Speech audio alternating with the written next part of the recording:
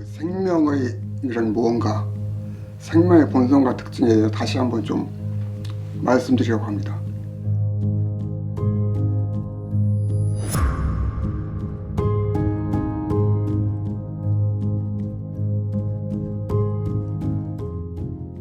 이 생명에 대한 이야기가 왜 중요하냐면은 지금껏 자연과학자들은 생명의 물질적인 작용과 변화만을 이야기해요. 이게 굉장히 중요하긴 한데, 왜냐하면 이제까지 몰랐던 얘기를 새로운 얘기를 해주는 거니까. 물질적 변화, 또 뭐 유전자, DNA에 관한 또는 세포에 관한 생화학적 이런 연구, 이런 것들이 새로운 연구로 중요하고, 나도 그런 관심을 가지고 보고 배우고 그러는데, 그런 것만 가지고 있으면 정말 삶을 사는데 도움이 되는 건 아니라고 생각해요. 우리가 살아갈 때 성공할 때나 실패할 때, 기쁠 때나 슬플 때, 또는 인생이 잘 풀리고 뻗어나갈 때나 병들고 아파서 죽어갈 때, 생을 올바로 살 수 있게 있으려면은 생을 제대로 후회 없이 바로 살려면은 생명이 무엇인지에 대해서 철학적 이해를 가지고 있어야 된다. 생명이란 뭔지 근본적인 성찰을, 이해를 가지고 있어야 된다는 거죠. 생명이란 이런 거다. 그런 자기 이해가 있는 사람은 어떤 경우도 흔들리지 않고 올바른 삶을, 후회하지 않는 삶을 살 수 있을 거라고 생각을 해요. 우리가 과학적 지식은, 생명에 대한 과학적 지식은 좀 부족하더라도, 혹시 모르더라도 생명이 정말 뭐다 라고 하는 확실한 성찰과 이해를 가지고 있는 것이 필요하다. 그래서 제가 되풀이해서 말씀드리는 겁니다. 보통 과학자들은 이 생명에 대해서 이렇게 얘기해요. 생명의 탄생 자체가 우연히 일어난 거라고 이렇게 얘기하죠. 물질적인 어떤 조합에 의해서 특별한 경우에 우연히 생겨난 거다. 생명의 진화는 어떻게 일어나냐? 생명이 복제되다 보면은 수만 번에 한 번씩 또는 수십만 번에 한 번씩 오류가 생겨난다는 거예요. 오류는 잘못된 거죠. 오류는 병을 가져오는 것일 수도 있고, 그걸 생을 망치는 것일 수도 있고, 잘못된 것일 수도 있는데, 그 잘못과 실패인 그 오류 속에서 돌연변이가 생겨난다는 거예요. 그 돌연변이 속에서 새로운 생명 진화가 일어난다. 그래서 이 학자들에 의하면 생명의 진화라고 하는 건 우연적으로 실수에 의해서 생겨나는 거죠.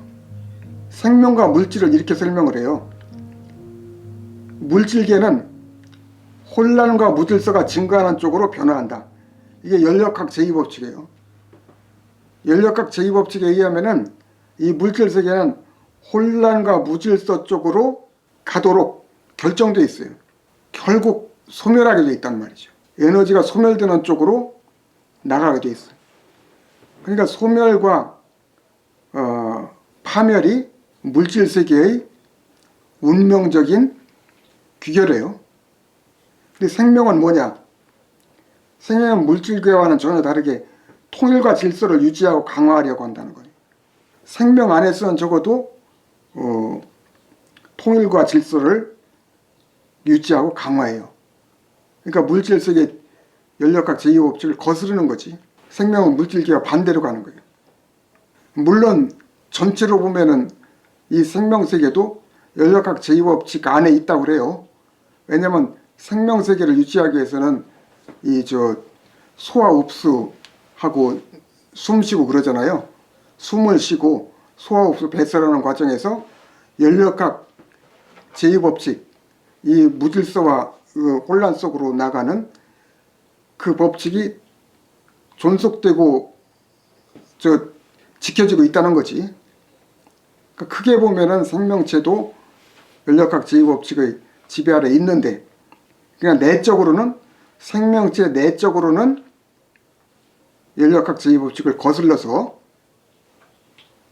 혼란과 무질서를 극복하고 통일과 질서를 유지 강화하는 쪽으로 나아간다.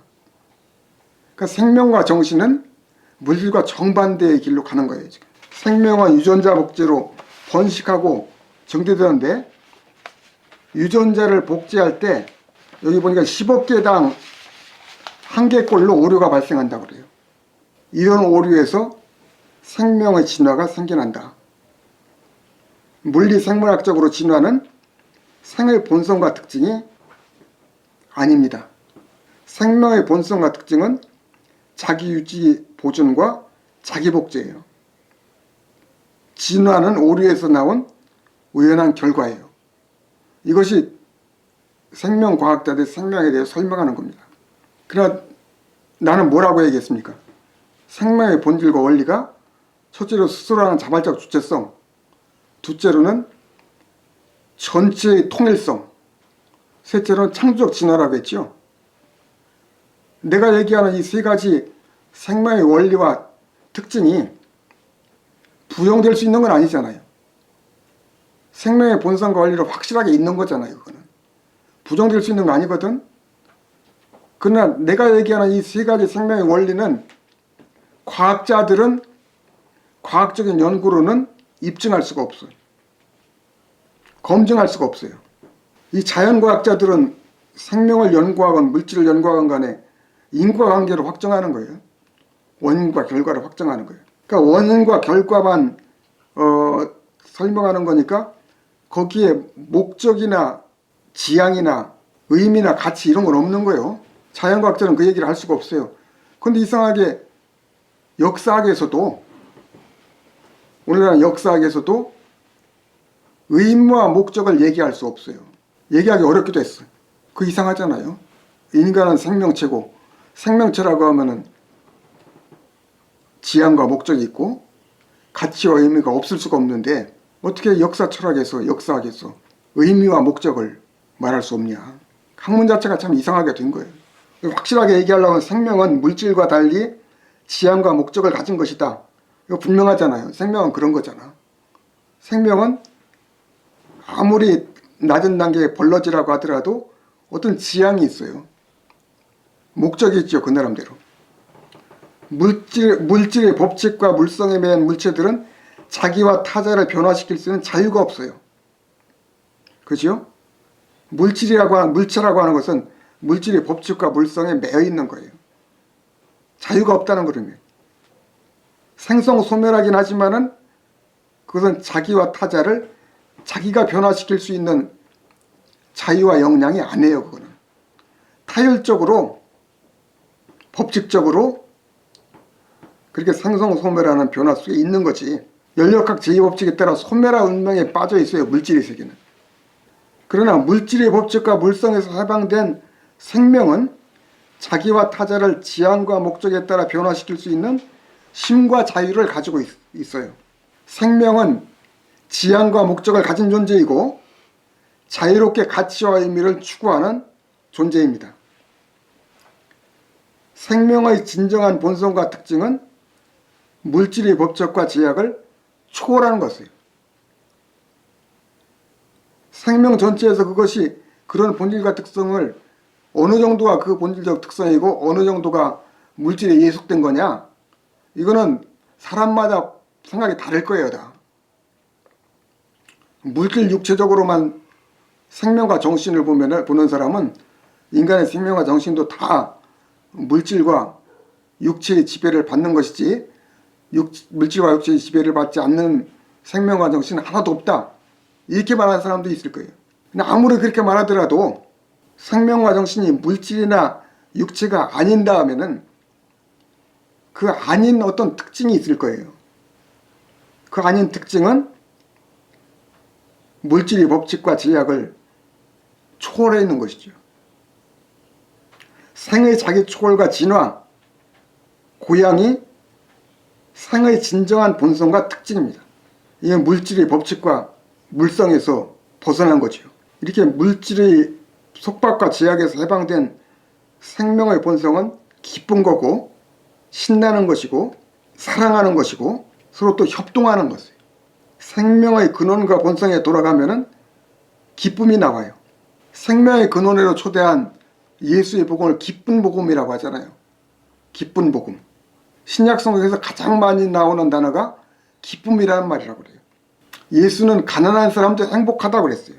잃은 양 한 마리를 찾으면 또 떠났던 아들이 돌아오면은 심지어는 잃어버렸던 은전 한 푼을 되찾으면은 말할 수 없이 기뻐서 잔치를 벌인다고 했어요. 잃어버린 것을 되찾은 기쁨을 말하는 그 비유들은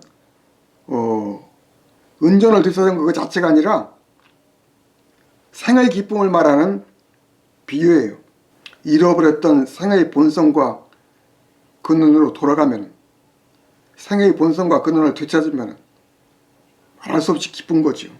바울이 감옥에 쓴 빌립보 서신은 기쁨의 서신이라고 해요. 왜 그러냐면 이 빌립보 서신에 기쁨이라는 말이 가장 많이 또 나오니까. 모든 것을 박탈당하고 몸과 마음만 있는 감옥에서는 쾌락과 즐거움의 조건이 없지만 기쁨이 솟아납니다. 외적으로 보면은 기쁠 조건과 이유가 하나도 없지만은 이상하게 감옥에서는 기뻐요. 나도 1974년에 민청학년 사건으로 서대문 구치소에 있을 때가 있었는데 그때 계엄령이 내려졌으므로 면회도 할 수 없고 책이나 물건 구입도 할 수 없고 목욕 시간이나 운동 시간도 주어지지 않았어요. 휴지도 주지 않아서 벽지를 뜯어가지고 일을 보았을 정도로 참 어려운 국면이었었는데 바깥과 완전히 차단되어 있었으니까 바깥세계 돌아가는 걸 하나도 몰랐으니까 굉장히 불안하고 걱정이 많았지요. 그때 하루 세 끼 밥만 먹고 살았어요. 어떤 교도관이 고맙게도 나한테 신약 성경 한 권을 주어서 하루 종일 그 신약 성경만 보고 지낸 적이 있었습니다.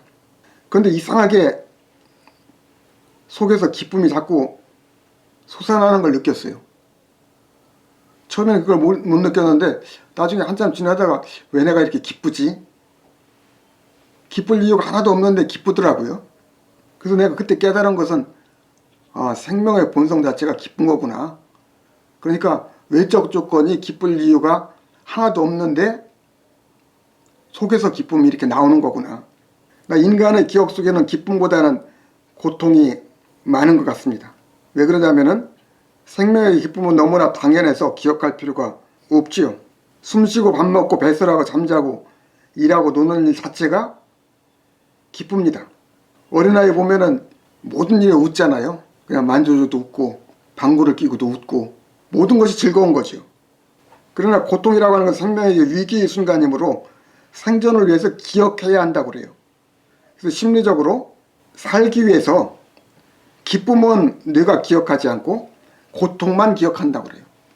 인간에게 생명은 근원적으로 기쁜 거고 일상생활 자체가 생존하는 자체가 기쁜 거니까 이 이치를 깨달으면은 누구나 기쁘게 살 수 있을 거예요. 자꾸 고통의 이역을 되찾아서 고통을 되새기면서 자꾸 근심 걱정에 빠져 있으면은 기쁨을 잃게 되는데 그렇지 않고 숨 쉬는 거, 밥 먹는 거, 걸어가는 거 모든 것이 기쁜 것이라는 걸 알면은 또 생명의 근원이 기쁜 것이라는 걸 알면은 그래도 우리는 조금 더 기쁘게 살 수 있지 않을까. 주변에는 그런 사람들 많이 봐요. 어려운 여건은 마찬가지로 어려운데 어떤 사람은 늘 밝은 사람이 있어요. 새로 떠오르는 태양처럼 아주 경명하고 신나고 그렇게 웃고 사는 사람이 있지.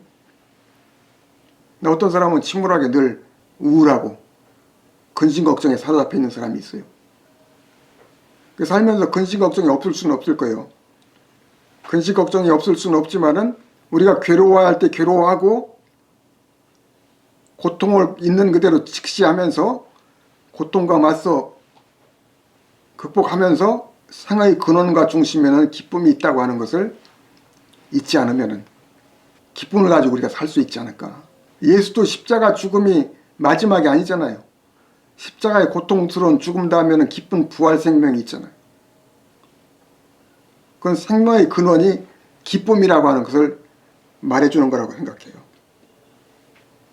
어린아기를 보면 기쁘고, 새싹을 보고 새로 돋는 잎을 보면, 또 강아지나 망아지를 보면 기쁘지요. 아기와 새끼는 생명의 본성을 있는 그대로 보여주기 때문에 새싹이나 새끼를 보면은 기쁘지요. 생명의 근원인 하나님 예수께 가까이 가면 또 기뻐요. 깊은 깨달음을 얻으면, 내가 새로워지고 자라나는 것을 알면 기쁘지요. 또 사랑하면, 사랑을 받으면 생의 본성을 느끼고 본성이 드러나므로 기쁘지요. 생의 본성이 기쁨이라는 것을 알면 어떤 고난과 시련 속에 있어도 기쁨을 지킬 수가 있습니다. 기쁜 사람은 사랑할 수 있고 희망할 수 있어요. 생의 기쁨과 자유, 사랑과 희망은 기본적으로 같은 것이라고 생각을 합니다. 생이 자유롭기 때문에 기쁜 것이고, 기쁘기 때문에 사랑하고 또 희망하는 것입니다. 생의 기쁨, 자유, 사랑, 희망은 자랑과 고향을 위한 것입니다. 생은 끊임없이 자유롭자는 것이고, 보다 나아지자는 것이고, 보다 위로 올라가자는 것이죠. 이렇게 새로워지려는, 보다 깊고 높아지려는, 보다 나아지려는 그것이 생의 본성인 것과 마찬가지로 기쁨, 자유, 사랑, 희망도 생의 본성에서 나오는 것입니다. 그러니까 생의 본성을 잃지 않는 사람은 기쁨과 자유, 사랑과 희망을 가지고 한 걸음 한 걸음 더 나아가는, 더 깊고 높아지고 더 커지는 그런 삶을 살 수 있을 것이라고 생각을 합니다. 그리고 이 생이 물질의 법칙과 법칙적 제약과 속박에서 해방된 것이기 때문에 거기서 해방된 생명은 자기 안에 머물러 있지 않으려고 그래요. 자기 안에 갇혀 있으려고 하지 않으려고 그래요. 자기 물질, 자기 육체 안에 갇혀 있으려고 하지 않고 자기 육체와 물질적 제약을 벗어나서 다른 생명체와 교감하고 소통하려고 하죠. 생의 껍질은 물질 몸이고 알맹이는 마음, 정신, 어리라고 할 수 있어요. 물질과 몸을 유지 존속하려는 본능, 욕망, 감정도 껍질과 관련이 있어요. 그러나 생의 속 알맹이인 얼과 혼이 본능이나 욕망, 감정에도 깃들 수 있습니다. 따라서 고귀한 욕망과 감정이 있을 수 있어요. 욕망과 감정도 얼과 혼이 깃들 수 있다는 거죠. 물질과 몸 그 자체는 물질적 법칙과 성질에 따라 존재하고 활동하기 때문에 객관적이고 무정해요. 본능적 욕망과 감정도 잔혹하고 무정합니다. 물질과 몸을 존속시키기 위해서 냉정하고 잔혹할 수가 있습니다. 그러나 생명의 속 알맹이인 정신과 얼은 물질의 법칙과 물성에서 자유롭기 때문에 기쁨과 희망, 자유와 사랑의 원리를 가지고 움직입니다. 그 생명의 속 알맹이는 자유와 사랑이죠. 그러므로 이 자유와 사랑은 자기 안에 머물러 있지 않고 자기 바깥에 있는 다른 생명체와 소통하고 교감하려고 그래요. 사랑으로 소통하고 교감하려고 하는 것, 이것도 생의 본성입니다. 제1기축시대의 성현들은 진리, 궁극적인 힘과 가치, 영원한 생명을 인간의 내면 본성에서 발견했다고 했어요. 그들이 발견한 생명의 본성은 사랑, 인, 자기, 아가페인데 이것은 다른 생명체와 소통하고 교감할 수 있는 보편적인 원리고 가치예요.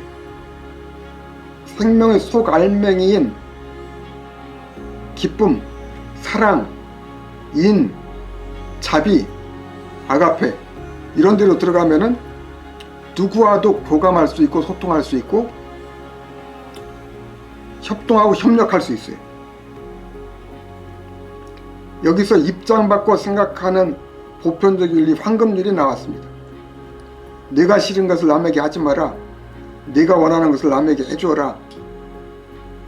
그 입장 바꿔 생각하는 것은 모든 도덕과 윤리, 종교와 철학의 시작이고 정점입니다.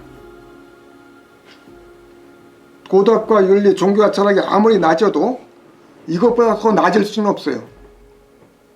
입장 바꿔 생각하는 것, 이것보다 더 낮은 윤리와 도덕은 없어요. 또 바꿔 얘기하면은 아무리 높은 윤리, 도덕, 종교, 철학도 입장 바꿔 생각하는 것보다 더 높을 수는 없어요. 인간 생명의 속에 있는 그 알맹이는 다른 생명체와 소통하고 교감하고 대화하고 협력할 수 있는 보편적인 가치이고 정신이고 원리입니다. 육체나 물질은 주어진 조건에 매여 있지만 속에 있는 알맹이로 들어갈수록 자유롭게 될 수가 있어요.